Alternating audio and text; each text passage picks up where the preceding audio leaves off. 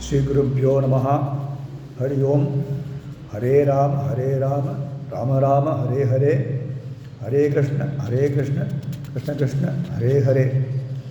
Sharanagata Dinartha Paritrana Parayane Sarvasyatri Hare Devi Narayani Namostute. Continuing Deivattin kural, why God for Advaita, page 25 and 26. Whether we go to God for a favor or out of a sense of gratitude, as the habit of thinking about God strengthens and get deep rooted, we slowly revive ourselves of the tendency of constantly worrying and need for relief.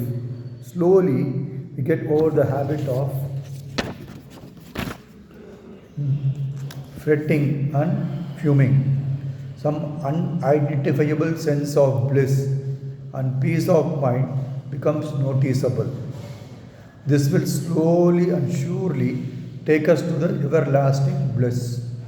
From endless sense of deficiency, it will take us to the total contentness.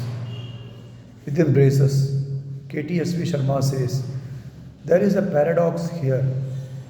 The aim is to reach a state of mindlessness. But for devotion to God, we have to have a mind which loves God. How is this resolved? One more matter is to be taken note of. By now, you must have realized that what we have been told by His Holiness is a totally different perspective, unless you have somehow been exposed to such ideas in the past. Don't worry, let the ideas flow into you. You will eventually reach a stage when you will feel that you know all this and will be telling others these very ideas. End quote. To continue from where we left off, it is a fact that to make the mind thoughtless, like an inert piece of wood, self-analysis, meditation, yoga are only ways.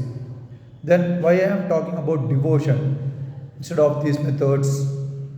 Adi Shankara says that to be without a worry or care or any onus of having to do something is moksham, while bhakti or devotion is activity of the mind.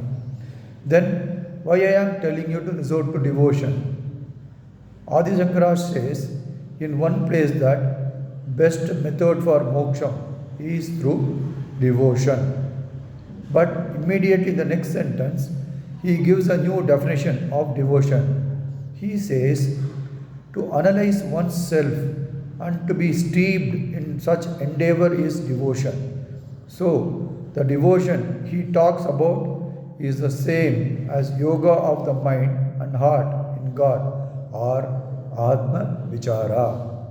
Despite Adi Shankara's this definition of devotion, which is contrary to the popular understanding, he himself laid emphasis on the importance of rituals in connection with Chandramaulishwara Puja, Panchayatana Puja, and such activities among his followers.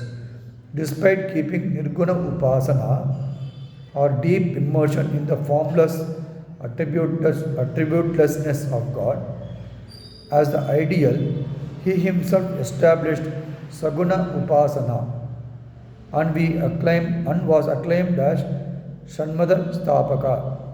These last two words of Shanmata Stapaka is for the fact that he re-established the wholesome ritualistic worship of Vinayaka, Shiva, Parvati, Surya, Vishnu, and Shanmuga, known respectively as Ganapatyam, Saivam, Shakam, Shauram, Vaishnavam, and Kaumaram.